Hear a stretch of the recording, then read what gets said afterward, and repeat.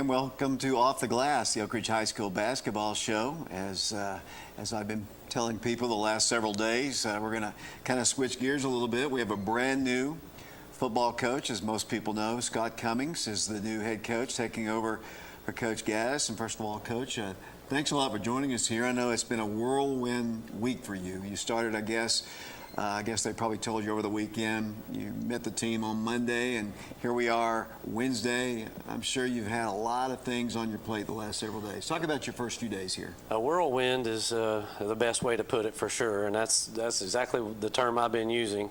You know, but you come to a place like Oak Ridge for that, you know, and I've really enjoyed so far just the people. You know, last night at the arena during the basketball game, people coming up and, you know, welcoming me and meeting my son that'll be coming with me in January here, who also plays basketball and football, and you know, so it's been great. But yeah, it's been a whirlwind for sure, and you know, I've been going so far. Today's Wednesday, and I've been here all 3 days, driving back and forth. I'll do a half a day in my former school and try to get here and meet with coaches and talk about, you know, the staff and trying to learn things like budgets and meeting with Coach Gaddis and, you know, coming back tomorrow morning to pick out sideline gear we need to order for the season already. So it's great. Well, let me ask you one question before we get any farther. Meeting Coach Gaddis, kind of a unique personality. A little bit, yeah, a little bit. I mean, hope he's watching right now. Yeah, he will be. He will be watching. In fact, if we were taking calls, he'd probably be harassing you right now. Yeah, that's very true. He claims, and I don't believe him, but he claims that I turned down a film exchange with him one time a year or two ago. And I don't know what he's talking about, and he will not let me live it down. He's never going to. As long as he's alive, as long as you're here, you're going to hear about that one tape or that film for that particular game. But, and you don't even have any recollection of it at all? Not at all. Let's talk about you. Where are you from originally? Just where did you grow up, play football? Talk about your early life. Yeah, I'm from Knoxville. I grew up in the back then it was zoned for West High School, where I grew up, and I went to West High School, and then went to play junior college baseball for a couple of years, and then I realized, you know, I love baseball. I love all sports, but I knew football was my first love, and naturally I was probably built a little bit more for baseball, you know, but after that I could have went on to a few places to continue playing, and I wanted to get into football, and I decided, you know what, I'm going to transfer and go to the University of Tennessee, and I finished my bachelor's there. And as I'm finishing my master's, I coached for a year under Bill Wilson back in the day, who's gone now, unfortunately. But was that at Maryville? He was at Maryville and Dobbins Bennett and all those places. Well, he was the head coach at West High School, that the field's named after today. And but then when I finished school, my first coaching stint was at Tennessee High up in Bristol, and that was the best thing I ever did for myself. You know, was get away, learn a different way. That's a great place and a great community that really cares about football. Now there's a lot of industry that's left there, so they don't quite have maybe the talent base they had at one time. But it's a beautiful stadium with the rock castle. Yeah, you got the stone castle there, and you have Viking Hall, the arena. They hold concerts in there. And we've been to the Arby's Classic several times. Yes, the Arby's Classic for basketball is a great event. But that was a great thing for me. I really learned a lot about football.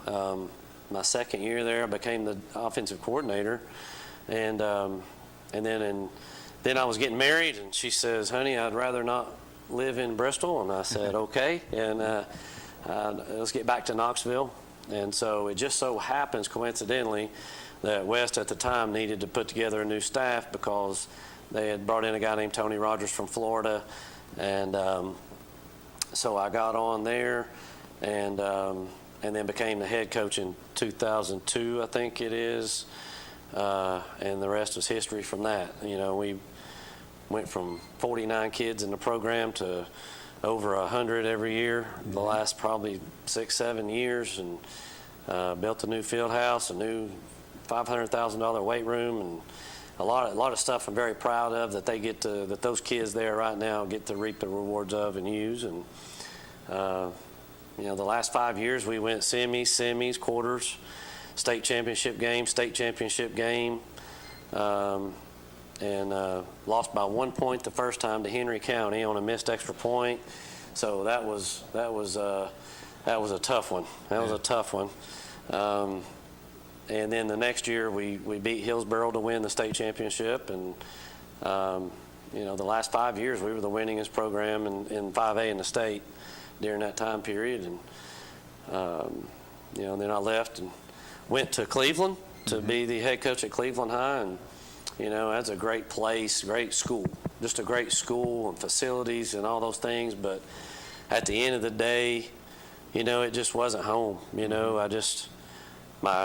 My in-laws, or my wife's parents, and my mother, who's couldn't really get there to watch my two sons play, and we just realized that we missed the Knoxville area more than we thought we would, and just wanted to get back home, But we loved the people and the administration there. They were great to us, and the school board there is so supportive of things. But there's got to be more to it. You got to have community support. You got to have a solid community to be successful.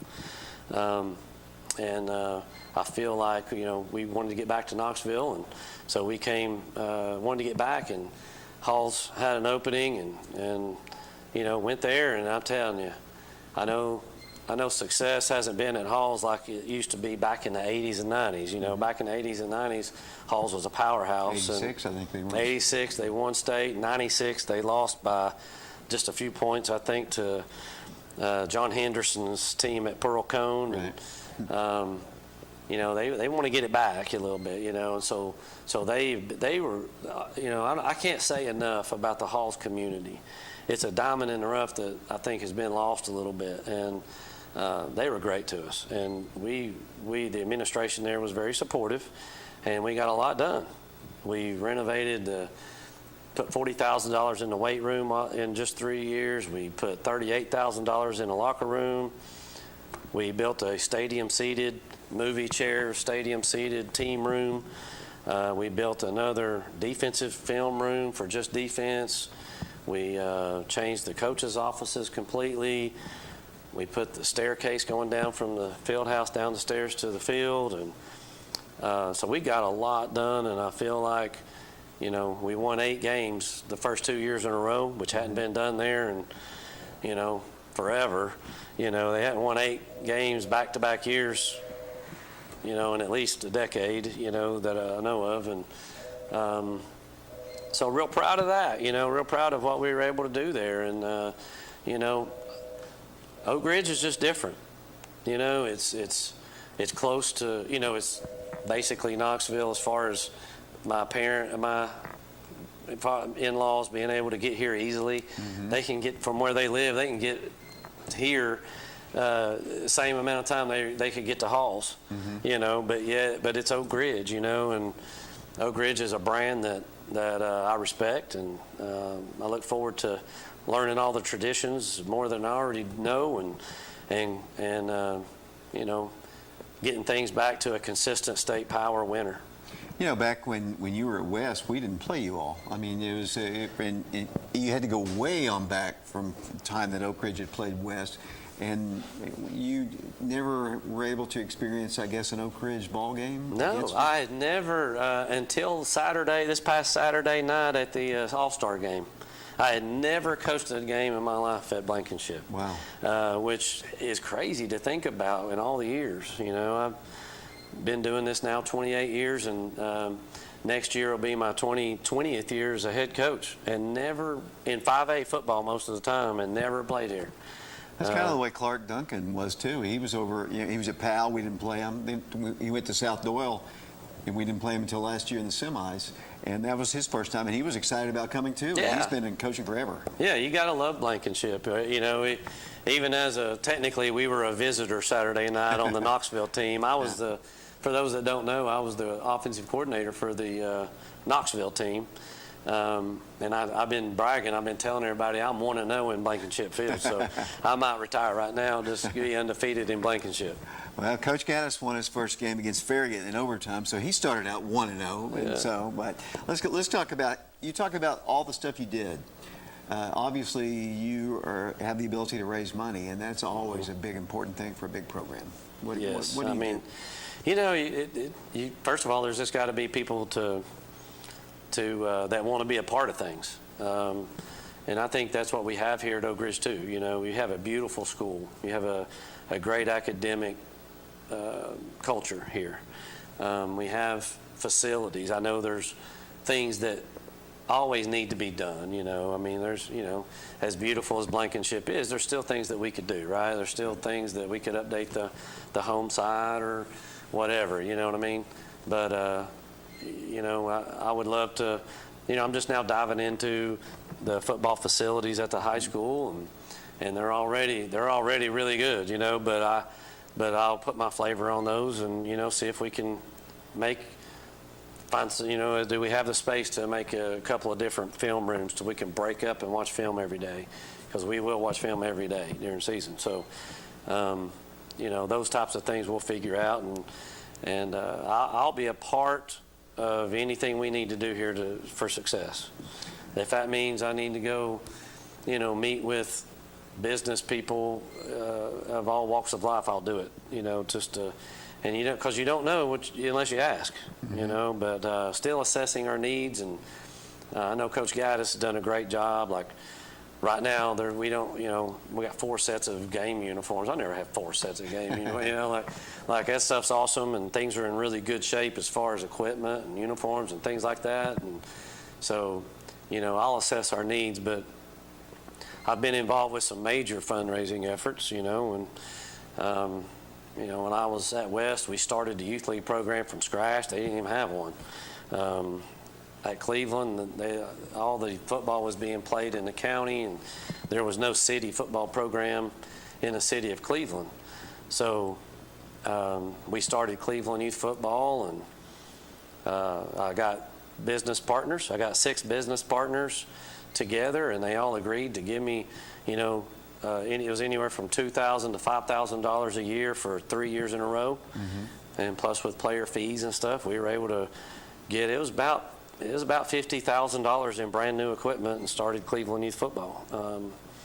So, you know, they'll reap the rewards of that too, you know, in a few years when all those kids they've been wearing that C on their helmet and the Raiders across the chest, but football at Cleveland had been like this, you know, up and down for a long time. So, you know, hopefully one day they'll reap the rewards of those things, and they'll be a more steady contender and winner, you know. But here, my goal here is I want to get involved with, you know, Sean Summers and the people at the Boys Club, and, you know, for anybody watching out there, we've got to build our numbers. You know, we've got to have kids playing in Oak Ridge as youth. That's a huge thing for me. I'm a firm believer in numbers. You know, I want to see hundreds of kids playing youth league football, and you know, helping I think the pieces are in place now at the Boys Club, from what I understand, and for us to really grow it back kind of the way it used to be, and get our numbers way up, whether we do it through elementary schools like it used to be, names and situation. I'm not positive yet, but we've got to have good quality dads and people coaching our youth kids and growing our numbers in the youth. And I met with one of our middle school coaches yesterday, and I'm going to hope to meet with the other one soon as he gets back from some back issues. But and find out how can I help you at the middle schools, you know, and start running our systems and the best you can, but also just getting our numbers up even more. And at the high school, you know, I've made no bones about it. we're going to play a lot more. We're going to play a lot of kids. We really are. I believe wholeheartedly in playing a lot of guys. There's going to be a lot of opportunity for that average high school football player to be above average because of those reps we're going to get and get him on the field on a Friday night. And so it's not going to be, the same guys playing both ways all the time. And to do that, though, and to win state championships in 5A, we gotta have numbers. I believe in it wholeheartedly. I want to see over 100 guys walking down those stairs at Blankenship very soon. Yeah, back in the days, you mentioned the elementaries. When, of course, my age, there was teams at Woodland, Linden, and now they have an East and West, and maybe just one team. But back then, every elementary school had, a minor peewee team, a peewee team, a grasshopper team, and that's the way it was. But we're talking, several years ago. Mm-hmm. Can it get to that level again, do you think? I sure hope so. I don't know exactly how it's named and what it looks like, but I sure hope so. Because, that's the lifeblood of our program. And, football, besides the band, is probably the largest organization in a high school, and it relates also to, it's probably the overall, if you're, the largest youth league sport, because, you need 20, 25 kids per team or whatever it is, for a little peewee team. And if we've got, two teams in one age bracket at each elementary school, then our numbers are going to be big, and we're going to grow those numbers and keep feeding them in. And next thing you know, you get you get some diamonds in the rough that you didn't know you were going to have that year. And you get a kid that might be playing defensive end, you're like, holy cow, that kid can play for us, that you didn't kind of count on. But they know how to grind, and they know how, our job is to take young kids and grow them into young men and help parents raise their kids. Mm-hmm. That's our job. And through that, we'll win football games, but we need a bunch of kids and a bunch of numbers to do that. Just got a text from somebody. I'm sure you did. I don't know why you didn't give that tape to him. I have no idea why you didn't give that tape to him. I knew he would. Joe, I don't know what you're talking about. You mentioned something about the systems at the two, Jefferson and Robertsville. You want them to run the same system? Is that your goal? I know they do that in Maryville, and they actually use the same terminology. Is that your goal? Well, yeah, that would definitely be the goal. Here's the thing. I'm really not a move around guy. I don't want to move around anymore. I left West for a reason, but it wasn't anything to do with winning and losing. And so whatever has happened, as far as nothing bad's happened, but it's just my life, and I'm ready to settle. I want this to be my last hoorah, and I want it to be for a while, I still have a lot of passion and energy for this game and what it does for young people. So I don't want to go anywhere, but I ain't stupid either, well, I might be a little bit, but I'm not, I'm not that dumb that I know that we need to achieve a certain level of success. And because winning is important. It's important to me. Mm-hmm. And for us to achieve that, we need the pieces in place, and we need a foundation, again, with those young kids, and then at the middle school level, and they need to come to us. And I'm sure, I think from what I hear, they do a great job at both middle schools. So I'm really looking forward to that relationship. But we need those kids coming to us with already certain things already under their belt that they know, so we're not starting from scratch all the time. Because, I don't believe in freshman coaches. So the system would take too long to explain, but I coach the freshman quarterbacks. I don't want somebody coaching the kids that I'm going to be hanging my hat on one day. Mm-hmm. I want to coach them. Mm-hmm. So I don't believe in freshman coaches per se. Well, at the same time, so for us to achieve a certain level of success when they're freshmen and on JV football games and stuff, we need to build them for varsity. We need them to already have a good understanding of our systems. and the fundamentals of such said systems. That's what I was going to ask you about your system. What do you run offensively? I assume the spread, but I'll just not take words out of your mouth. Where you just adapt to your personnel. What is your philosophy? Well, offensively, I feel like any good offensive system is within itself is flexible enough to adapt to the quarterback's strengths and to what the strengths of your team is, your offensive football team, without wholesale changing anything. Mm-hmm. So, for example, if we've got a quarterback that is football savvy and he's got the feet, he can run and get first downs with his feet, but he can also throw on the run. He can also make plays in the passing game.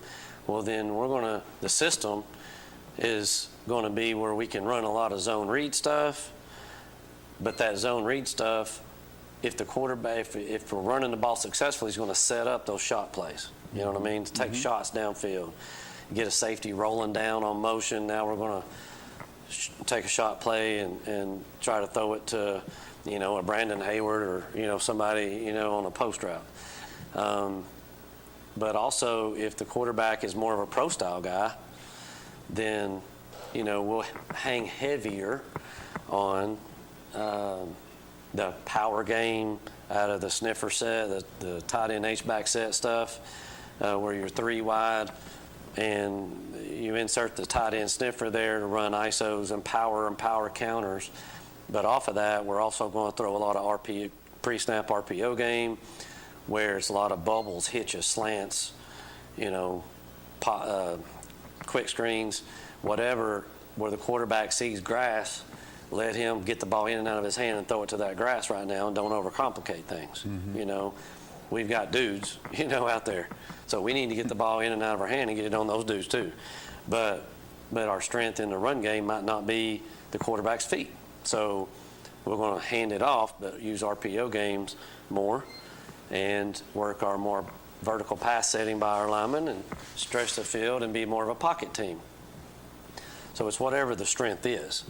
But inherently, I love a quarterback that can be a dual threat guy and open up the passing game off of that stuff and go get first downs with his feet too. But well, let's talk about when you met the guys the other day. Obviously, and you've done this before, where you said goodbye to one team and you met the guys. What was their reaction when they met you? And what is your goal when you meet a team for the first time? I'm not sure what their reaction was. It was the first time deal, but they were very attentive. I could tell there's a bunch of good dudes in that room, and that there was a bunch of guys that really you could tell like they want to be good. They want to work. So that side of it was good. They were attentive and those types of things. And I hope I said a few things that got them with a little early buy-in with just, I told them, I got to earn it. I got to earn their trust. I got to earn all the things I'm going to tell them. But I told them we're going to use the word love a lot, and it might be weird for them, and it might not. I don't know. They might have used love all the time, but once we establish our culture, and we do it my way, which is not at all, Coach Gaddis is a legend. It's not anything about his way or anybody else's way. It's just my way, and I've got to interject that and be myself. And the buck stops with you. So yeah, and I coach with a chip on my shoulder a little bit. I'm a little fiery, Okay. I have a tendency to get a little fired up in practice. Okay. And we're going to practice a certain way. That's not negotiable, and it is a dictatorship, in that regard. Right. We're going to practice with a certain tempo. There's going to be a lot of movement in practice and a lot of energy, and that's because our practice tempo is going to dictate our conditioning. If you got to do a bunch of sprints at the end of practice, means that you didn't practice right to get ready for a game. So, and I told the guys the other day when I met them, we're going to use the word love a lot, and you need to know that it's about more than football. And I told Jai Hunley was sitting there, and I looked at Jai and I said, Jai, what if I just started yelling at you right now? Would you like it? Well, probably not. And he's a super great kid, right? Right, he is. And I said, you're probably not going to like that, right? No. But what if you know I love you, and what if you know that I care about your grades, and I care about what's happening at home, I care about things in your life that you can come to me about other than football, but then on the field I yell at you too, and get mad at you for lack of effort, or I get mad at you for, whatever, probably going to take it, right? Better. Yeah, So that's how we're going to build our culture, and that's who we're going to be. And, I need assistant coaches that believe that, and that care about the kids more than just winning, and understand that our passion for the game on the practice field and in a way we go about our business and carry ourselves and in the hallway and stuff that's how we're going to win, And there's all kinds of X's and O's that win and lose, but it's about your culture. And one thing I want everybody to know, though, I need guys to understand we're going to be physical, and we need to get off the football. We're going to be balanced. We're going to, we're going to run pass. Needs to be balanced. A little heavier probably on the run, so we can set up the pass some. But if we need to understand you're going to get the ball if you block out there. You're going to get the ball running back if you pass protect for the quarterback. You're going to get, we just have to have that great culture, and we're going to have that great culture because we're going to try to help parents raise their kids right. Coach, we're getting close to the end of your time here, waiting for Coach Green to join us. We're going to switch gears, but I want to ask you about, you mentioned assistant coaches. I know a lot of them, some of them have headed over to Hardin Valley to be with Coach Miner. Congratulations to Jeff for getting that job, but I guess that's a process you're in the middle of right now. I am, yes, I am. And, the kind of the hard news about Oak Ridge is, right, the good and the bad, right? Like, teachers don't want to leave there, so they stay for quite a while. And, so there's not the teaching positions, available really to get them in. And, I come from, whether I was at Bristol at Tennessee High or whether I was at Cleveland, there was a policy there, that, if you quit your coaching job with us, I'm sorry, but you quit your teaching job too, and kept the influx of being able to get coaches in. And, it would be nice to, kind of get to that. If we can, it's Oak Ridge, I know, and I don't know all the ways of Oak Ridge yet, but, we got to be able to have the ability to get some coaches in the building, and if you want to go coach somewhere else, that's great. And have no ill will toward that, but we need teaching positions, because the Oak Ridge, it's about our kids, and we got to be selfish with that because it's our kids, right. And we got to do the things it takes to get our kids what they need, and that's coaches in the building that can help me and everybody keep an eye on them and build those relationships. And it's hard to build a relationship really, if you're not there with them, and we can only do so much just in the football sector. We need the in-hallway sector too to help those relationships. But I'm talking to all the coaches right now and seeing who, letting them know who I am. And, if you choose not to be a part of that, then you do, but I hope they all want to. But we've got to have guys that want to be a part of the system and be a part of how it's going to be, moving forward. And hopefully they're all a good fit. Mm-hmm. But I'm trying to learn that now and assess those things. I told you before the show we're going to do 30 minutes, and we could probably go an hour and a half because I've got plenty of questions. We'll have plenty of more time to talk, but I do want to ask you a couple things. I see a couple of the basketball guys in here. The schedule, has it been a tough one? I mean, our schedule last year was just brutal. Yeah. From start to finish, it was brutal. That's Joe Gaddis' fault. Yeah, I'm telling him. That's his fault. That's Like, what he calls himself an idiot. Some idiot made the schedule. I tell you, I was kidding him actually right before I came over here about it. You know, like, who put this thing together? That would be old Coach Gaddis there. I guess I'm just going to ask you your philosophy on scheduling. I mean, Yeah, would you want to play the best to be the best, or? Well, I think it depends a little bit on where you're at with your program, right? I mean, if we're just being honest, if you don't have a lot of talent coming back or something, and you could be a tough road a little bit, you might not want to schedule some, guys that are, the world beaters. Fortunately, we got some guys coming back, so in that situation, I say, let's play, it's going to do nothing but get us ready for the playoffs, and hopefully you get through the gauntlet of this type of schedule healthy, as healthy as you can possibly be. But again, that goes back to our strength program. It goes back to our strength training, and it goes back to, have we prepared our kids properly? Have we prepared them for that type of gauntlet?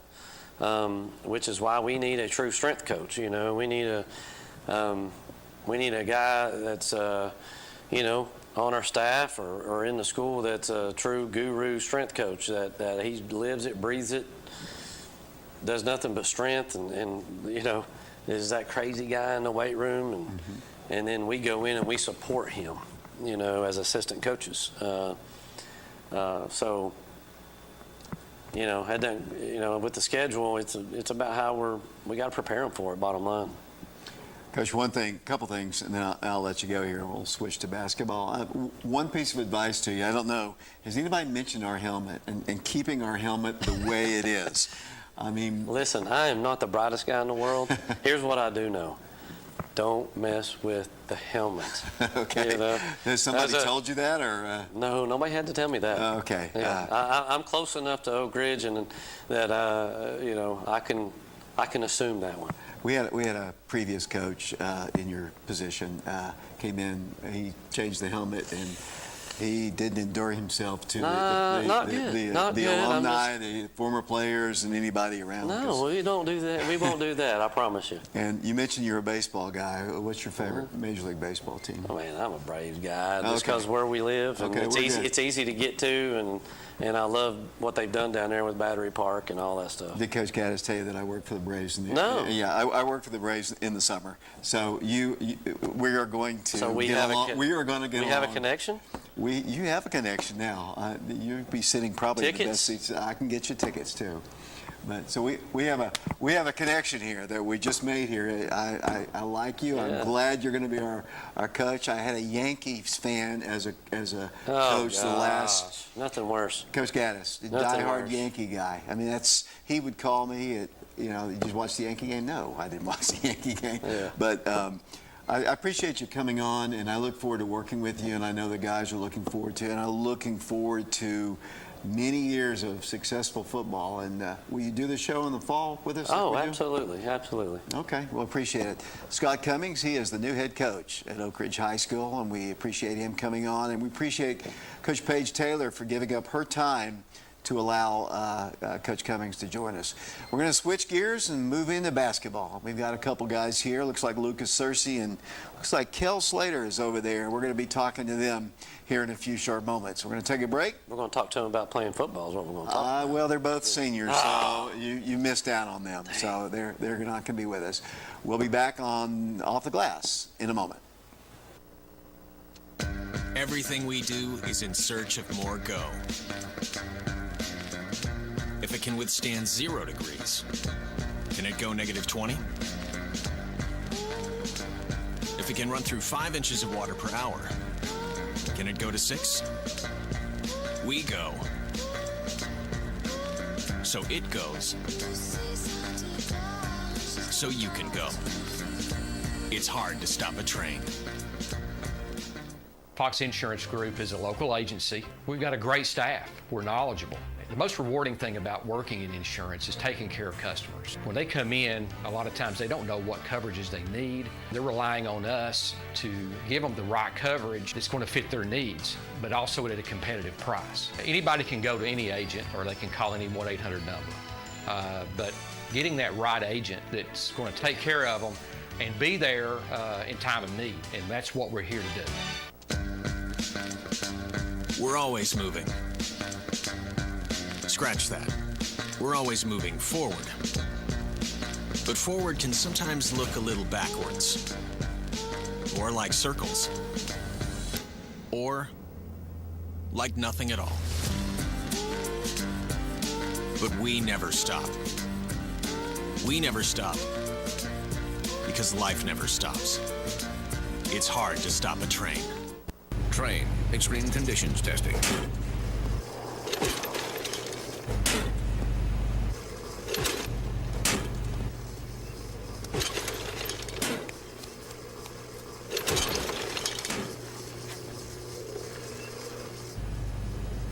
It's hard to stop a train. Really hard. Train, the most reliable heating and cooling. Welcome back to Off the Glass, the Oak Ridge High School basketball show, although we had Coach Cummings with us here. And guys, I've got a couple special guests. Coach Green's not going to be with us. I've got Lucas Searcy to my right here. Hello. Got Kel Slater right there. And I was kidding Kel just a moment ago. He's kind of outcast. He's sitting off by himself there. But guys, thanks a lot, first of all, for joining us. You got a chance to meet the new football coach, and seemed like a nice guy, did he not? Yeah, he's awesome. He seems cool. Well, let's talk about basketball. Let me get Chandler to roll some highlights here. What you see is some of the highlights, not from last night's ball game, but this is you guys down in. Why didn't you get that bucket on that one? I don't Lucas? know. That was awful. That was bad. I think I deserved that bucket. Well, that's kind of what I thought too, actually, when you went in there. But let's talk about this game in particular. I'll ask both of you to respond to this. I think they shot 75% from three-point range and hit 14 threes. Yeah. What did Coach Green say to you after the ball game and when you watched the tape, and especially when he found out there was 14 threes? Kel, I'll start with you. Well, actually, yeah, go ahead, Kel. After the game, he was mad because like we haven't really guarded this year, and we've been letting teams shoot over 30%. So we've been trying to work on that, but it just hasn't came through yet. Same question. Yeah, he, you know, like he said it can't be an excuse to say that, you know, they just made every shot. It's not an excuse. You gotta sit down. You gotta stop people. We can't let people make 13 or 14 threes. However many it was. Well, how come? I mean, obviously you guys are seniors. Kel, you've played a lot. Lucas, you've played a lot too. But why has the defense kind of, in his mind, slacked off a little bit? Because you guys are offensive minded. I mean, Kel, you're averaging about 25 points a game, so you know you're scoring a lot of points. You're a guy who likes to sit outside the arc and knock them down. Although your role has changed, I'm going to talk to you about that a little bit. But because you guys are offensive guys, or just getting used to playing defense without the guys you've had in the past? Because you've always had a rim protector in Milloway. You had long arms in Jeremy and Stafford and those guys. Talk about why the defense has been different this year, although you're 6-1. It's definitely a smaller size, but I don't know. There's no excuses. We got to be better defensively. Yeah. That's all. I mean, You like to play defense? I'm talking to Lucas right here. You can't see him, but yeah. Yeah, I like to play defense. We got to take pride in it. Everyone's got to take pride in it. Kel, you like playing defense? Yeah, I do. Yeah, but you like scoring better. Yeah, I like scoring. Well, you know, one thing, you know, you've always been, like you were the most valuable player last year at the district tournament. You've always been a scorer and a distributor. And one of the questions I was going to ask you was, do you have a particular, you know, I know quarterbacks have favorite receivers. Do you have a particular person as the point guard that you like to distribute the ball to, thinking that you might get an assist and they get a score? I'm going to have to say either Lucas or Zemo. Okay. On the screen here, we got the game from Central, I guess, on Friday. Yeah. And our first look at these uniforms, what do you think of these? I like the I like uniforms. Yeah. Yeah, wait, is this the first time I don't remember, you didn't wear them in the McMinn game, did you? No. Yeah, so this was the first time you brought them out here? Yeah, we've been wearing them for home games lately. Yeah, this was the Friday game this was district game. Talk about this particular ball game. What do you remember about it? It was an important game for us. I think we definitely could have played a lot better than we did. We got the win, and you got to be happy with that. But I think we didn't play great. We kind of played down. I think we felt like we knew we could win, and we kind of played that way. So we got to be better about that. You know, Kel, I'm going to ask you this. I know a lot of people thought, losing, and I kidded Coach Green on the show here a few weeks ago, 3,500 points graduated off of last year's team. Two 1,000-point scorers in Jonathan and Jeremy, and Stafford and Jonathan Stewart and Nick Dallas included too, 3,500 points. A lot of people thought that you wouldn't be as good. Why have you proven those people wrong with your 6-1 record right now, Kel? I mean, I knew we were going to be good from the start, and I knew everybody thought we were going to be just okay. Well, yeah, people thought we were just going to be okay. It's just listening to Coach Green, going hard in practice. Everything comes together through the summer.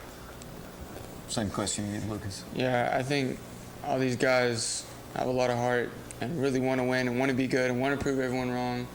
And that's a big part of our success too. One thing that Kel, your role is basically the same. You're the point guard. What you did last year is what you're doing this year. You just have different faces to give the ball to. Lucas, Cersei, your role has changed a little bit. You used to like to hang out in the corner there and shoot the threes, but now you might be the tallest person. Are you taller than Grayson or? Grayson's a little bit taller, but I think I'm still a 5 before he is a 5. So you are essentially, your role has changed, and how do you see your role now as compared to last year? Last year, you're right. I did like to hang out. I was that open guy. My role was just to be a knockdown shooter and come in and make threes. But this year, I definitely got to do a lot more rebounding this year. A whole lot more rebounding. We can't just everyone get down and let Jonathan get it off the glass and send it the other way. So a lot more rebounding, stuff like that, I guess. Well, Kel, let me ask you too. Your role has changed a bit too because you are being asked to do more scoring. And not that you weren't a scorer, in the last couple of years, but you have been asked to do a little bit more. Is that something Coach Green charged you with, or did you feel personally that you needed to score more for this team? I mean, some games, if shots aren't falling, I'm going to try to find my shot. It just all depends on the game. You had a game where you had 33, I believe, in one game, and then I think you've had 28 or pushing it. What about 40? Is that out of the reach for a point guard to score 40 in a ball game? If it comes, it comes. I'm not going to force it, though. Let's pull. This is the last couple minutes of these highlights from. And then I want to talk about last night's game. That was a home game against the Cleveland Blue Raiders. The last 2 years, they, like you guys, have qualified for the state tournament. A little bit different kind of a look to their team. But talk about last night's game. Kel, I'll ask you first here. Talk about last night's game against Cleveland, and you really jumped on them early. Never really, in my opinion, were threatened. Honestly, I thought you were going to win from the start. Talk about that game and how you felt you as a team played. Same. I think we came out pretty good. We pressed them, got them in some turnovers, got some transition buckets, and then, we played pretty good last night. Well, Lucas, let me ask you about the same team, Cleveland. Last year, you swept them. There was some great games. You kind of blew them out at our place. Down there, I think Jeremy had a layup there at the end of the ball game. That competition, do you like playing teams like that? Are there certain teams that you get up for a little bit more? Yeah, those competitive games are definitely the most memorable ones. Anytime I think of any memory of playing at Oak Ridge, it's definitely those really big, most competitive games. And Cleveland's always a really competitive game. This year, I don't think they're that explosive offensively anymore. We played some good defense last night, but it's always fun playing Cleveland. Kel, let me ask you this: rivalries are come and go. In basketball, it seems like Clinton's always been our rival. They're not in our district anymore.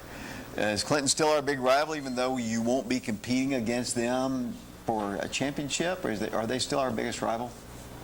Yeah, I feel like they are because we play them at the end of the season, and I feel like it matters more just because this could be the last time playing them. Lucas, I'll ask you the same. Yeah, our whole high school career until this year, they've been our rival, and even in middle school, they were our rival.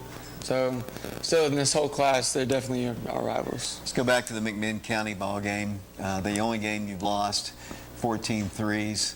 What did Coach Green say to you after the game? After the game. Kel.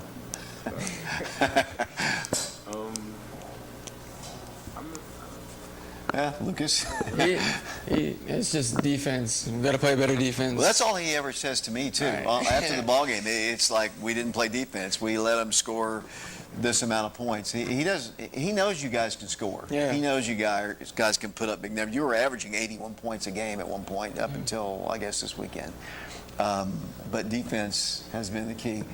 Do you consider yourself now not only a three-point shooter, but a driver, a scorer, a rebounder? How do you see your role? Just define it. I guess I see myself as someone that's, I don't know, I got to do it. I try not to force things. I try to let things come to me. I try to be a big passer. I got to create for other people too now. It's not just everything's created for me to shoot a three.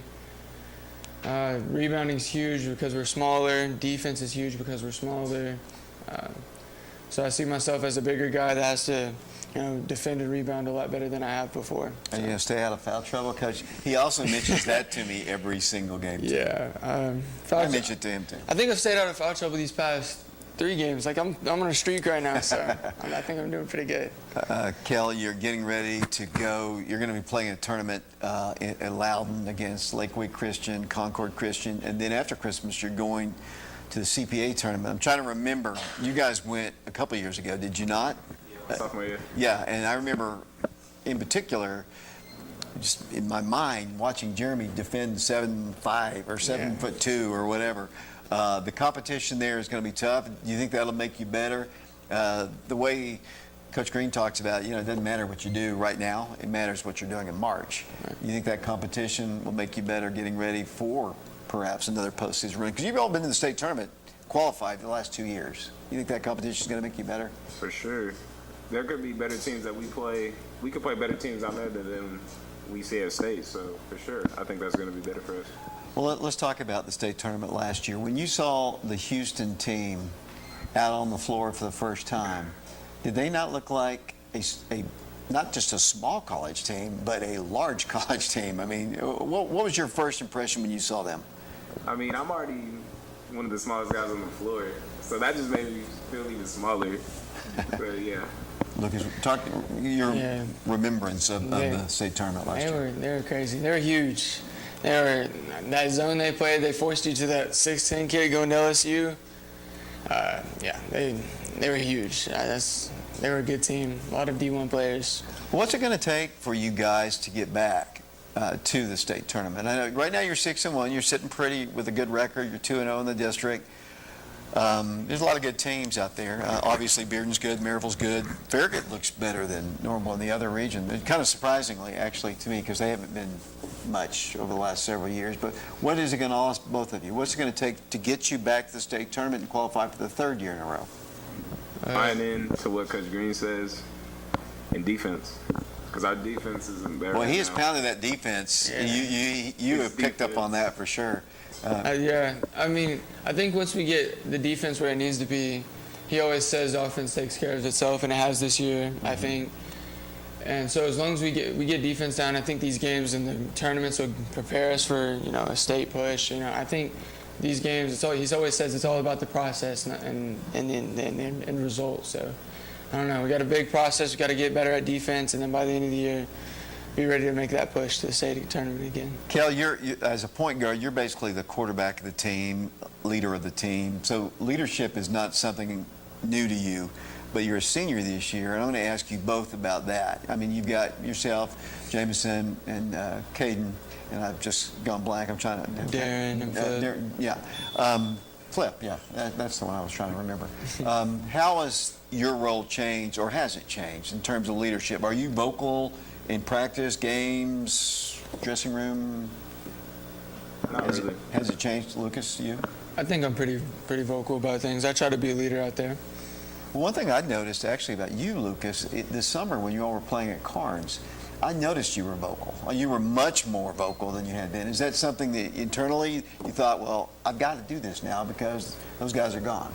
Yeah, I think a leadership role is really important. I think, it's extremely important to have a leader on the team. I don't think I'm the only leader. I think we have a good group of senior leaders as a whole. But yeah, being vocal and making sure it's not. I mean, a lot of players respond better to other players than coaches sometimes, and Coach Green gets into you, and some people take it the wrong way. So I think it's important to have good players as leaders instead of just Coach Green. My question to you, Lucas, do you still want to go off to California and live there the rest of your life, like you told me last year? I don't know. I mean, I do whatever I want, I guess. I just remember you was saying awesome. that. I thought that was so different. I just change of scenery would be cool. Okay. I love home though. Well, I'm going to start with, and I'm going to have you both back on. Can you know those goofy questions I ask you? Yeah. I can't really do it now with both of you here Okay. and with limited amount of time, but I'm going to have you back on again so I can ask you the really cool ones. So I'm going to ask you, these are serious questions I'm going to ask you. Kel, do you want to play college basketball? Yes. What's your situation there? Are you talking to anybody, or Yeah, I've talked to a couple coaches. and you're just making your decision, hoping for another nice little run here to get even more attention? Yeah. Lucas, what about you? I'd definitely play college basketball given the opportunity. I've talked to maybe one or two coaches. It's not been much, but I really just care about this high school team the most, more than anything. I don't have to play college basketball, but I care about this team a whole bunch. I want to get back to state. I've always cared about this team so much. So my focus is just, win with these guys, have my last year with these guys, do as much as I can with them. One thing I've noticed about your all's team, and I'm calling them out here, I think like Darren, Osborne, Caden, they have improved vastly since last year. I think Darren told me that basically going up against Jonathan every day and Stafford every day in practice. Caden was hurt a little bit, but do you think their development, or maybe is just them getting a chance to play more, has made your team better and them better? What do you think about those guys in particular, or anybody else who's stepped up? I think that they've gotten more of an opportunity. Darren and Caden have always been really good in my eyes. There was a whole lot they had to play behind last year. Darren was hurt a lot of last season. He was hurt all this summer, so Coach Green didn't get to see him much. And so he was a huge surprise for us. And I always knew Darren. I've played with Darren for the longest, so I knew they could step up and be big for us. And they have, for sure, been huge for us. Looking at the district teams you played so far, Coach Green told me on the show that he thought coming into it that West might be the best team. Of course, we haven't played them yet. We're going to play them in January. That's a new team in our district. Played them in the region, I think. Was that last year or year before? I can't remember. It was last year. Last year. So, as you look at the region, how do you see it? Don't say anything negative about them, but how do you see our district and region stacking up? Both of you. You want to say it? I think we're the best team in our district. I did. Yeah, What makes you the best team? Both of you. The way we play. Most of the team. Well, I don't want to say that. I think we match up against teams well. I don't see anyone huge in our district, like in size, hurting us. I don't see people that can run with us. I think we play really fast. We score fast. So as long as we can show up and decide to play some defense, I think we're hard to beat. Talk about the conditioning that they put you through before the season. Is that what has you? Because he actually admitted to me the other night that you all might have been tired after the McMinn County game because you had played the night before, had a long trip down there. The style of play has got to be fun. It's got to be the style you play has got to be fun basketball.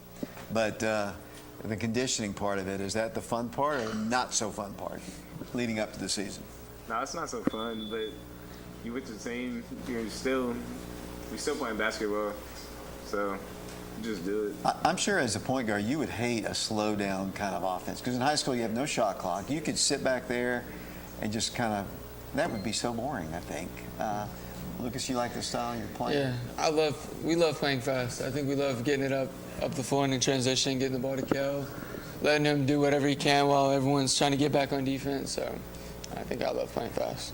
If I'd known you were coming, Lucas, Yeah.